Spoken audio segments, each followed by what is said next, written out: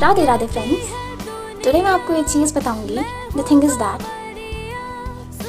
Curiosity plus creativity lead to invention, and it's somehow and at the most extent it's definitely true, you know, because imagine a phase कि अगर ना Newton के sir पे Apple गिरता and वो उस चीज़ को नॉर्मली लेता. द थिंग इज दैट अभी तक न्यूटन के लॉ की डिस्कवरी नहीं हुई. सिंपली लाइफ में जो मैटर करता है दैट इज़ क्यूरियोसिटी. एक जो बच्चा होता है वो बहुत क्यूरियस होता है चीज़ों को जानने के लिए कि कौन सी चीज़ कैसे हो रही है और बेसिकली वाई, क्यों हो रही है, इसके पीछे रीज़न क्या है. So always be curious because life में the main thing is that आपको आपके लाइफ में गोल्स होंगे, डेफिनेटली सबके होते हैं.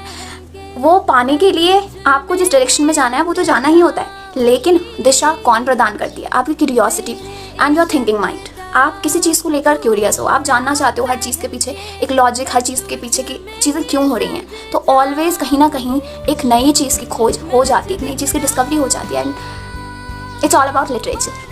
यू नो व्हाट, लाइफ में जो एक हिंदी का चैप्टर था, 10th में पढ़ा था मैंने, संस्कृति और सभ्यता. उसमें ये था कि मतलब जो लोग होते हैं ना, कौन नई चीज़ का इन्वेंशन कर पाते हैं? वो लोग नई चीज़ का इन्वेंशन कर पाते हैं जिनके दिमाग में ये जानने के लिए क्यूरियोसिटी है कि भाई जो खुला आसमान है रात को, उसमें इतने सारे तारे चमक रहे हैं तो क्यों चमक रहे हैं. ऐसा नहीं है कि वो बस उस आसमान को निहार रहा है एंड उसे ऑब्जेशन हो चुका है उस चीज़ से. No, he and she is curious about knowing कि यार अगर ये तारे चमक रहे हैं ना इस आसमान में, इस खुले आसमान में, तो क्यों चमक रहे हैं, इसके पीछे रीज़न क्या है. द थिंग इज़ दैट कि curiosity plus your creativity let's to invention and it's the final thing. है एवरी सिंगल थिंग, जो चीज़ जो लोग इन्वेंट करते हैं, बड़े बड़े जीनियस, उसके पीछे उनकी क्यूरियोसिटी होती है, उनका हार्डवर्क होता है और उनकी क्रिएटिविटी होती है जो उस इन्वेंशन को एज एन अ रिजल्ट सामने लाती है. Always be curious.